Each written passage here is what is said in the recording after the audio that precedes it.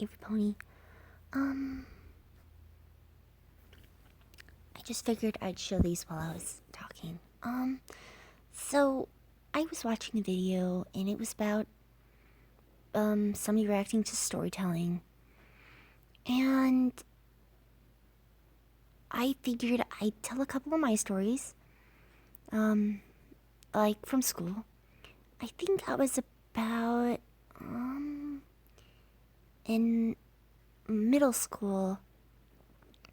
And I'm kind of different and I didn't really have many friends. And so I would do whatever I could to stay away from anybody, so I would try to sit alone.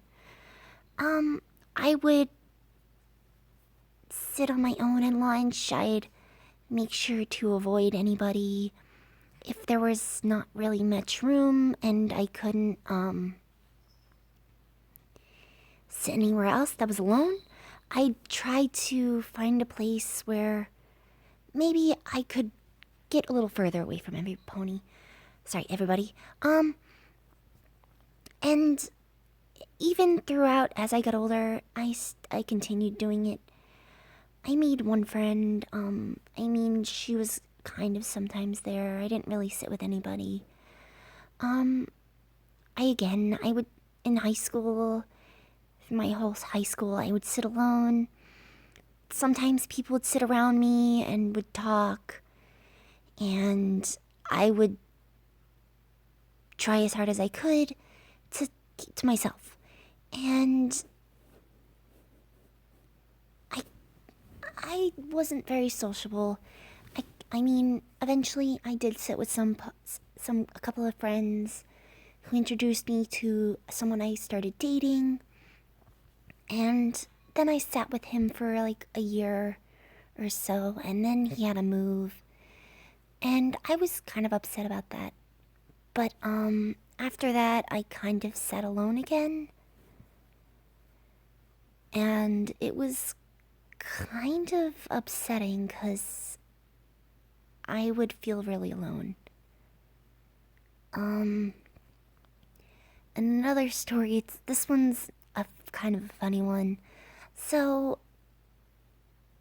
it's about like when you're at a certain age, your teachers decide, okay, so we're gonna teach you about your body and stuff. And I know I was in the intermediate. I think that goes up to the 4th grade. I'm not sure. But I know I was kind of young. And we went to the nurse and she was like, okay, so we're gonna have you guys go in separate rooms. She was separating the boys and the girls. The girls were staying in the nurse's room and the boys were going in the art room. So she separates us, she turns off the lights, and she puts on a video. And it's a woman, she's talking about this. And she's like, about a woman's body and how there's changes and stuff. And I'm sitting there with a couple of friends. Well, not friends, sorry. A couple of other students. And I'm really confused. I wasn't a very smart kid when I was young. I used to think a lot of strange things. Like, I didn't know where babies came from. It took me a while to understand when my mom told me a seed. And so we're watching this video, and she's explaining how the period works and how it sheds and stuff. And I was getting kind of grossed out. And how she said that your breasts will start developing. And eventually, after the video, the nurse started explaining some stuff and was telling us how we would be getting a gift, like a goodie bag, gift bag kind of thing at the end. And I was the whole time just very confused and very not sure of what was going on. But I just was kind of glad. It wasn't really, I can't remember what class it was. But I think I was kind of glad to be out of it. I'm not sure. But I remember getting a bag. And as she gave it to me, she was like, there is a thin and thick pad in there. There is, I think there was a tampon and I think a guide on about the tampon and stuff. And I was just really confused. Um, so we got the bags and they said if we wanted to share with the other students, we could just be careful.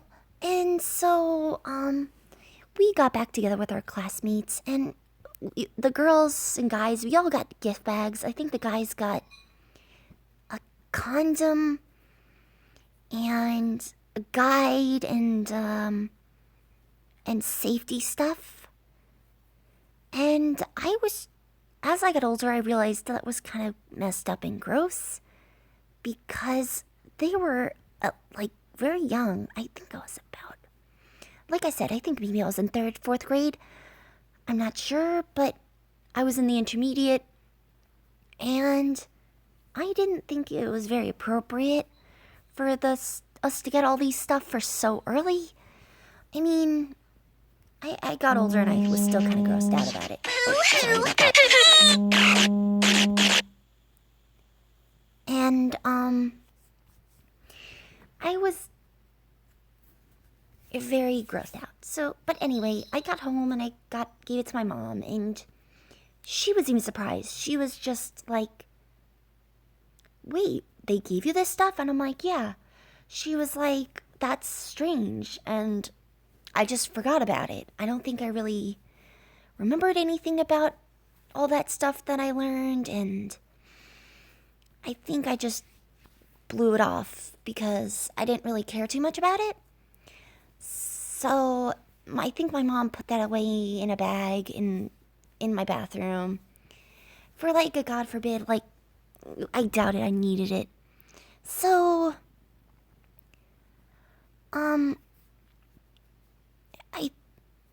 I can't remember if so that's that. And then this is another kind of, I guess you can say, a sad story. So I was very conscious about my breasts and I was very late with everything. I was the kind of kid who would do whatever they could to make it look like they had a big chest, and I was flat for a while and I got made fun of. Even I had a friend, she kind of made fun of me and would make fun of my chest and would tell me how I'm flat, and it kind of upset me and it made me really, I guess even more like, what's the word? Hold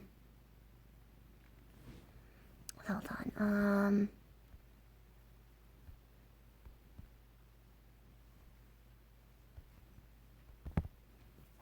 Very, I'm sorry. Oh goodness. Insecure. Sorry. I was very insecure about it. So I was very insecure after that, and I would stuff my bra because I would feel like, well, maybe I'd do this. I'd take sometimes underwear or socks, and my mom didn't notice for a while. And after a bit, she started noticing that things were kind of odd, and she would ask me, and she's like, "Is everything okay?" And I'm like, "Yeah, I blew it off," and I guess she kept an eye on me. Because then she started noticing, and she asked me, she said, "Are you stuffing your bra?" And I was like, I mean, I was scared, but I told her the truth. I said, yeah. And I explained to her, and she told me that it didn't matter. I was still kind of insecure about it, and I was upset. And sometimes when it came to my period, I would be like, oh, I got it. And I'd get excited because I wanted to feel like I grew up. And my one friend still made fun of me, and when I tried to explain it, she would tell me, sorry, hold on. Sorry, my cat was scratching at the couch. I would explain to her I wouldn't explain to her, but she'd tell me, you don't understand, and how I don't know the pain she feels. And I was upset about it. And it really hit me hard about how a friend told me that the chest was the most important thing. And it really upset me. So, like I said, I'd stuff my bra. And eventually I went to this one different school. And I think I was about maybe 16. I was late. No, sorry. 14, I think. And this one girl, she had a big chest. She was making fun of me, and sometimes I'd forget to put the socks in my bra. And I guess she started noticing. And she was like, hey, you stuff your bra. And I was like, no. And I got really embarrassed, and I stuttered, and I was messing up. And I probably looked like a complete fool. And this guy liked me, and I think it was because of that. So I used to dress up really pretty and in dresses and skirts and wear makeup and stuff my bra, because I thought that's kind of what guys like. And the girl told me off, and it really upset me. And the next day I forgot, and I got upset because I was thinking, oh no, she's going to say something. And to my fear, she did. So I got to school, and she was like, hey, what happened to your boobs? And I got upset, and I was like, I don't know what you mean. I was trying to blow it off, and then eventually I got my own bras and made it look like it, and eventually she would think I'd stuff, and I'm like, I'm not. And eventually I did hit my time, and I think I had my period when I was about maybe 17, between 15 and 17. I'm not really sure. I can't really remember too much. But I know I was a little bit late, and I got made fun of for it, and it hurt me. And one more story. It's about my condition. I have told you guys about it. And, I was made fun of a lot, and it really upset me. When I was younger, I never had friends, and like I said, that one friend would make fun of me, so I wouldn't really sit with her at lunch. And I was diagnosed with ADHD for a bit. Nobody really knew at the time what my condition was. They just thought, oh, she's a normal girl, and she's doing all these things, and would get confused and think it's very odd that someone so normal would act not their age. So I got made fun of for a while. I'd come home crying so much to my mom, and it really upset me. And actually, eventually, sometimes when my mom wasn't home, I'd think about if I was dead, how things would be, if anybody would miss me. And I've held a knife to my chest, thinking, would this hurt?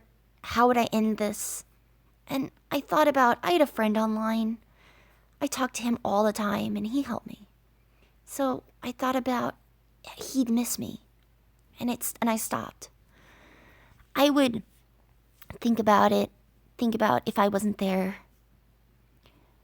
Eventually, as I got older, I stopped crying, and I just held things in. I actually work with someone who knew me when I was in high school and middle school and stuff. Instead, I just seemed very aggressive, and I guess I kind of was, being made fun of for so long. I snapped at one girl at one point, and I told her off about how I was tired of being made fun of. I got in trouble at the end because I may have gone far and talked about, because she said, don't talk to me that way, my mom died, and I was kind of rude. I said, I don't care, it has nothing to do with what I'm talking about, it's not like I killed your mom. And I may have said it twice, and I got in trouble. I hyperventilated because I cried, and the teacher was telling me I should cry. He was like, good, I'm glad you're crying. You should cry. And I ran to the nurse because I was taking medication at the time after lunch. So during the middle of the day, I would have to go to the nurse, which would be during gym, and I would have to take my medication. And I ran to the nurse. I think it was the end of gym. No, sorry, it was the end of gym I went.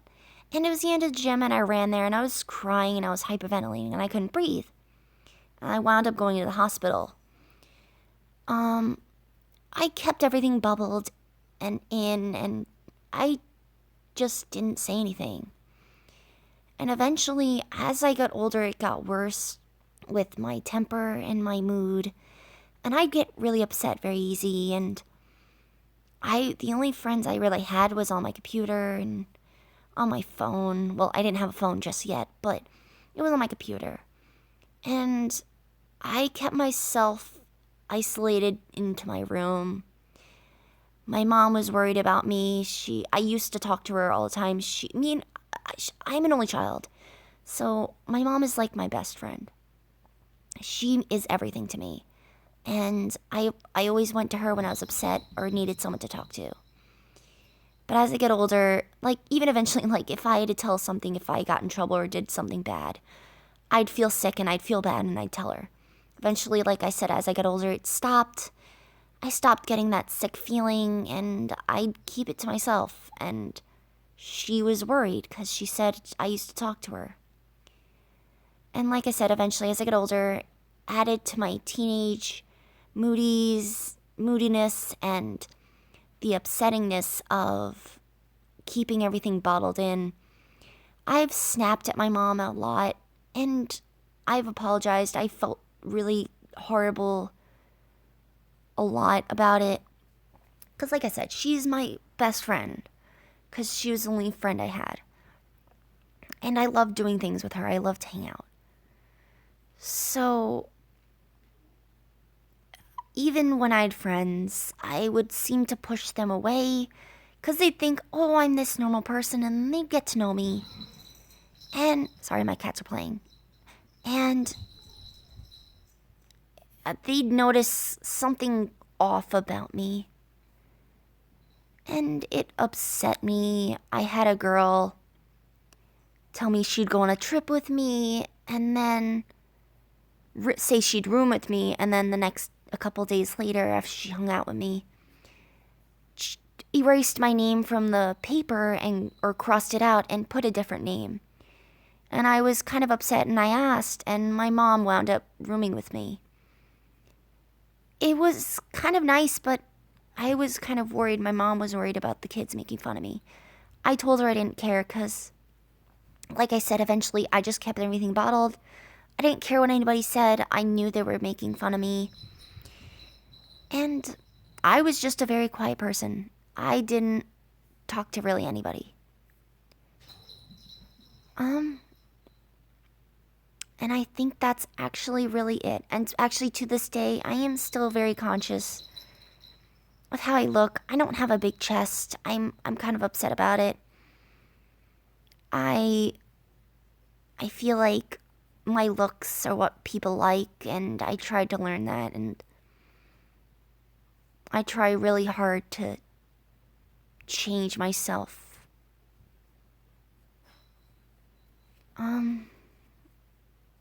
Well, I just wanted to tell every pony a couple stories. Alright. I love you all. Bye, every pony.